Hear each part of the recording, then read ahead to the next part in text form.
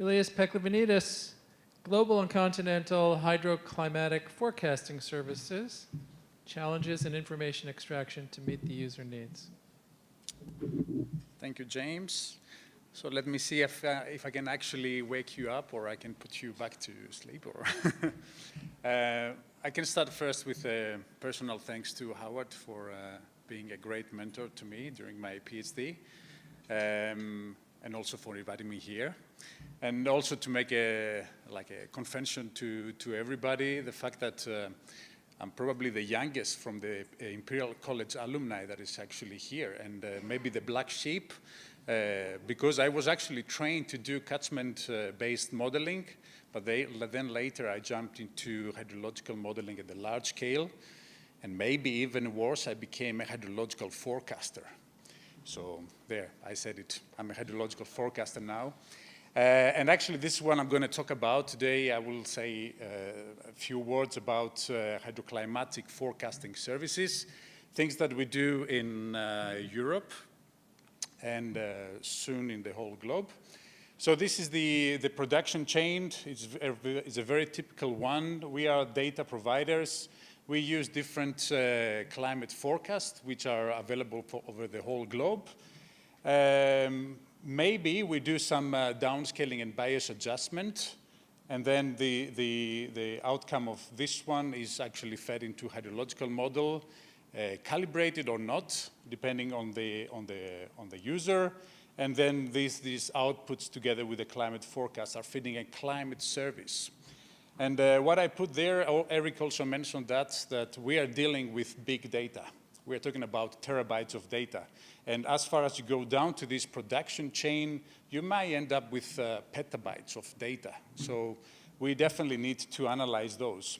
But then this is not the point. Scientifically, one could actually finish the analysis there, trying to improve this service by, for instance, using another climate forecasting system.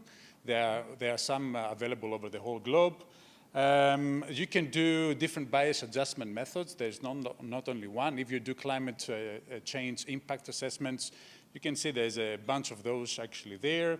You can use one hydrological model or another, or even you can do some multi-modeling service, either coming from the climate forecasting itself or going down the stream into combining some impact hydrological models.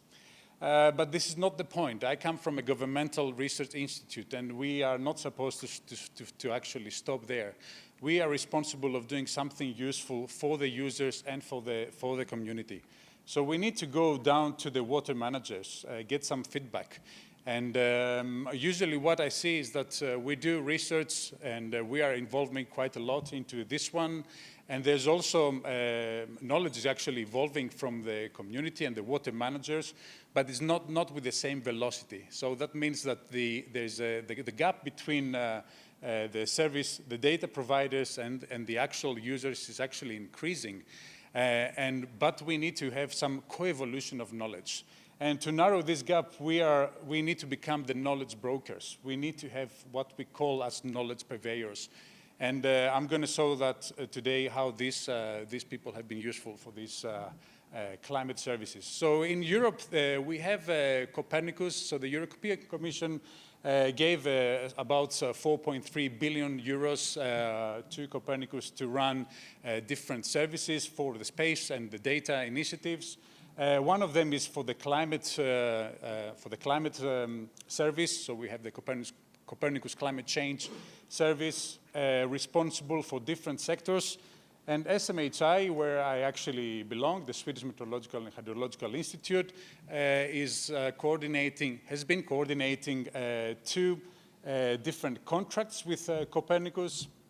One to produce European climate service, which actually finished a month ago, and also for the whole globe as well. And the point is not to just provide the data. We're not interested in just providing tons of data. We want to provide information that goes for decision making. So we really want to narrow the gap between data providers and the clients. And in order to do that, we have been engaged with the users. For the European service, we had 15 users over whole Europe for different sectors. And currently, for the global service, we have around 21 users, with Saskatchewan actually being one of our users for different sectors as well. And this is typically the production chains that is running operationally at SMHI. So we are using a global seasonal forecasting system from ECMWF. It's actually the system 5. And we also have another data set it's a global data set for precipitation and temperature. This is very important because it allows us to do downscaling and bias adjustment of this seasonal forecast to the domain of interest. And then after that, we are just feeding the hydrological model. In our case, it is the HYPE model, E for Europe, WW for the whole. So we have the E-HYPE model and we have the worldwide HYPE. And then from those, we are predicting, we are forecasting different indicators, seasonal indicators for mean precipitation, minimum, maximum, and mean temperature, and also discharge. And there's another list of indicators that we are also forecasting. And then we take these indicators and we have developed a demonstrator, a web demonstrator, to visualize the results, and hence allows us to do some decision making. So if somebody actually does science, one could focus here, and this is kind of like it's the hindcast period. You have the reforecast, and that allows us to do assessment of the forecasting skill, which is very important to communicate to the users. And there's a lot of data. Eric mentioned 200 terabytes of data, but actually I can say that it's much more depending on how many systems that you are applying and how many models you are applying. So you can go to the order of petabytes there. And then you can do, the production chain is actually less in terms of data storage when you go to the operational phase, since these are coming once a month, so you only have to initialize the model and run it for up to 1 year into the future. But to make analysis over the hindcast period is something straightforward to do, but to do the production chain operationally is something different. The challenges are slightly different there. To do that, you need to have another operational data set providing meteorological information. And this is something that we have developed at SMHI. We call it the Hydro GFD, Global Forcing Data Set for Precipitation and Temperature. And that is daily, it's a daily operational service that is allowing us to initialize the hydrological model. And when we have new seasonal forecasts from the different systems, then we can make hydrological forecasts for the future. This is how the demonstrator is actually looking like. You can go to this website. You can see some results. Seasonal forecasting. We are interested into monthly averages. So if the model is initialized in February this year, we can go up to August this year, and you can make some. You can extract some information from that. The users into the seasonal forecasting service are not interested into actual values. They are interested on changes in relation to climatology. So what we have co-designed with our users is a demonstrator platform, which in that case provides information at different months, at different lead months, at the different basins over the entire Europe, about being above normal conditions, near normal conditions, and below normal conditions. And the different colors actually represent our confidence of scenario being like that into the future. So we're using the E-HYPE model. The spatial resolution is 35,000 basins over the whole Europe. That means that the user can extract that information based on the domain of interest. This is, one could actually click into the extremes, and in terms of focusing on near normal conditions, you can go to the extreme conditions. And this is very useful for the case of having an estimation, let's say, about potential flooding or potential droughts. There's another option the user can actually click. It's about graphs and downloads. You can select your catchment of interest. You can see it's highlighted there, the entire catchment. And what you actually see is the results in terms of graphs. We visualize here quite much information of the climatological extremes, and then the different terraciles here. And with the gray area is actually the probabilities coming from the ensemble forecasting. The good thing is actually the fact that the user can click on download the data. These services are not closed services. We're talking about open data. The model has been set up using open data. Richard was actually talking about that. So these are available data for the users, and it comes into an Excel file, or it comes as NetCDF. Depends on how familiar you are with NetCDFs. But life is not always perfect, and this is one of my perfect examples when I actually tell my users that these climate services, they also have limitations. This is the Jucar River Basin in Spain. I can communicate these results. Whatever you see here with colors is actually good forecasting skill. Whatever you see as gray is actually areas in my catchment where I'm not having my seasonal hydrological forecasting skill is not good. And scientifically, I can do that comparison against pseudo-reality. That means that I have my perfect forecast as my reality. And I can tell the users, as a scientist, that my forecasts are actually very good and you should use those. But the users, on the contrary, they are interested in actual observations, comparison of our forecast to the actual observations. So when we are focusing on the reality, you can see the difference between the two figures. And the reason for us is very straightforward. It's the fact that our hydrological models are not perfect. The Jucar River Basin has a lot of management, has a lot of reservoirs, and there's a lot of management taking place. And for somebody that set up a model there without knowing the management information, it is impossible to set up a hydrological model being able to be close to the reality. So my question is actually there, how well can we, if a single hydrological model set up at the large scale can represent reality at the regional scale? So let's see. This is what we do. We only have one hydrological model, and we are calling this hydrological model to be able to represent strong gradients. This is the hydrological gradients over the whole Europe.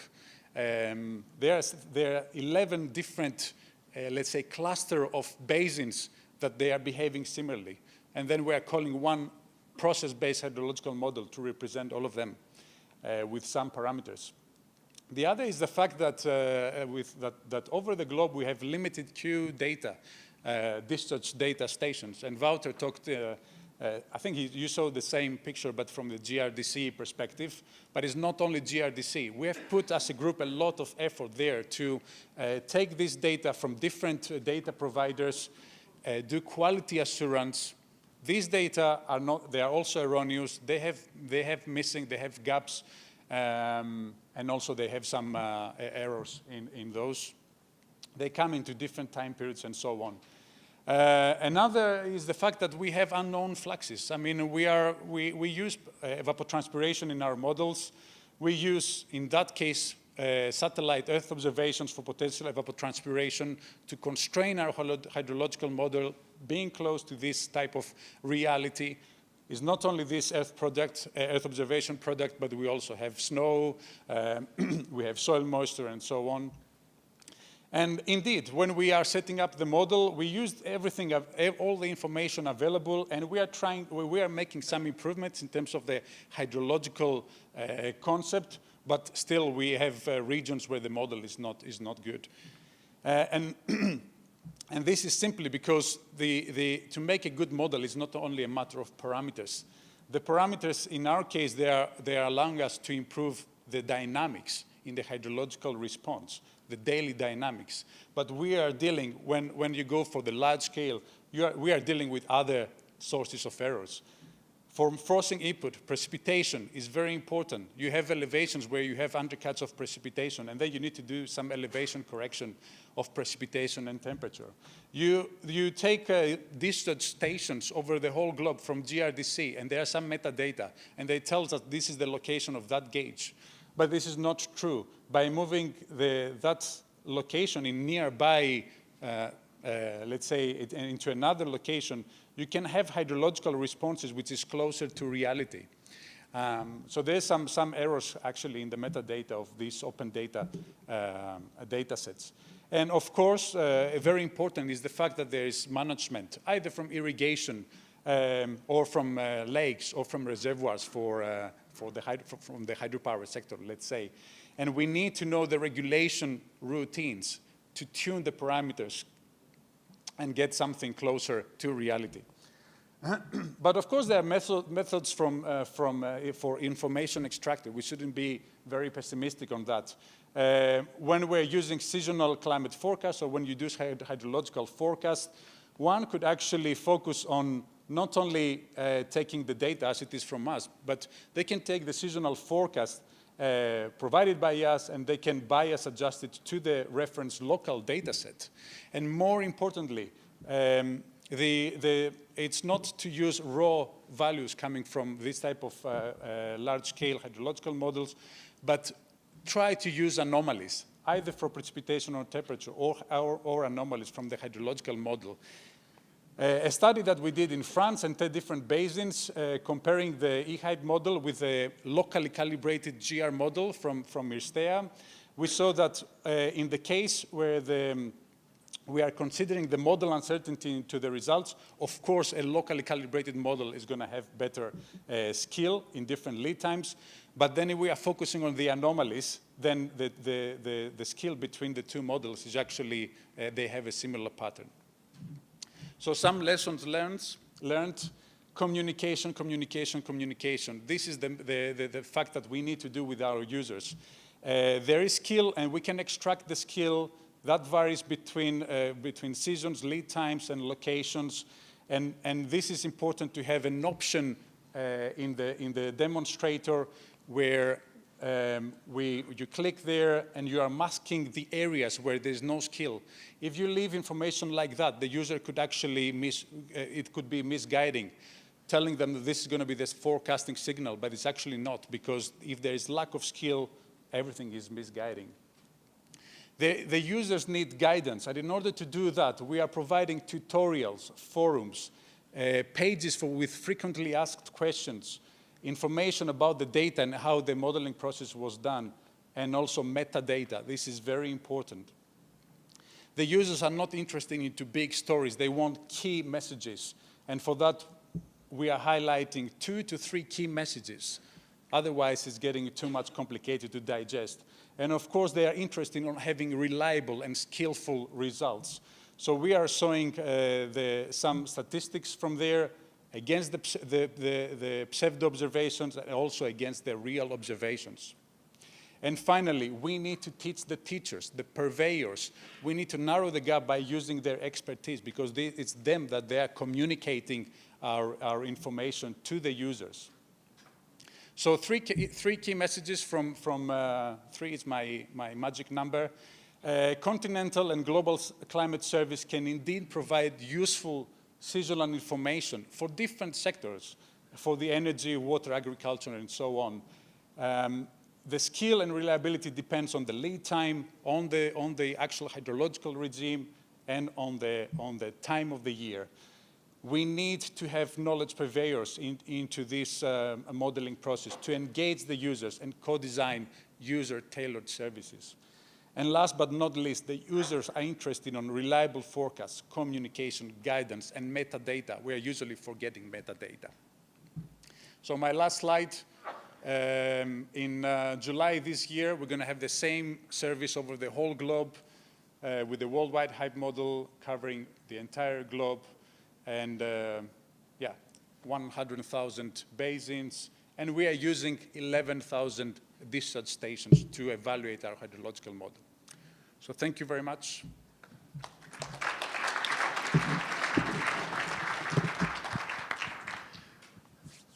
Thank you, Ilias. Any questions? I'm sure there's at least one question. There, John has a question. Ilias, you have a massive client group around the world. And how do you maintain the interactions with them and tune your services to the local, local needs? And it may be, in some cases, very different. Some cases high flows, other cases low flows, otherwise. Yeah. Exactly. That's actually a very good question. Thanks for that. I mean, there's always a trade-off of what you can do with this type of large-scale, let's say, climate services. To satisfy a specific user at a specific region is not very easy, especially if there's different needs from different users around the globe and you only have one service to satisfy them both. So our objective is actually to make as much as possible to satisfy the majority of our users. And that also gives another business opportunity for the local, let's say, water managers to extract our information and tailor it to the user needs and make business out of it.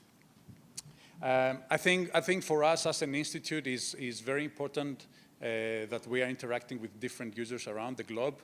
And to do that, we are assigning some, let's say, responsible people for doing that. So for instance, I'm responsible for my Indian users. There are other people responsible for the Canadian users and other people from the European users and so on. Otherwise, this information could actually be lost. Last chance. Eric gets the last word. We've also done seasonal forecasting as part of the Copernicus, and other people in this room have done it. And one of the great frustrations that we found is the weak skill in seasonal forecast modeling. And now that you want to roll out a service, and you talked about your Indian customers and your Canadian customers and this kind of, how do you plan to deal with the fact that the skill in the seasonal forecast models for decisions is a challenge? Mm-hmm. I mean, yeah, that's quite a scientific question. Thanks, Eric, for that. I think that, I mean, we need to separate skill coming from the climate forecast themselves to the skill coming from the hydrological forecast. And this is what, this is kind of like a debate we have with our meteorologists at SMHI. The fact that they say, how can you use these seasonal forecasts when in precipitation, the precipitation forecasts are actually not good? And we actually, our argument is the fact that we shouldn't say that precipitation and discharge are actually linearly related. I mean, there's non-linearity there, and of course, the aggregation time we are interested in is not daily values, but we are interested into, let's say, monthly or bi-weekly, or for some sectors, we are interested into 3 months aggregations, and that kind of like smooths the information, allows the river regimes to actually dampen the precipitation signal, and that results to some skillful hydrological forecasts. And over Europe, we did some comparative analysis just to identify which are the drivers that can result to good hydrological forecasting skill. And of course, one of the drivers is remaining biases in precipitation and temperature. But another important driver is the hydrological regime of the catchment. We have catchments which are base flow dominated. That means they have a very long memory, and hence the information from precipitation is actually, smoothed, and then it could give some good hydrological forecasting skill. But you also have some other catchments which are more flashy, and then whatever information is actually precipitated is going to result into bad hydrological forecasting skill as well. So everything, I think, in my view, it depends on the domain and the characteristics there. Thank you very much. Let's give our speakers another round of applause.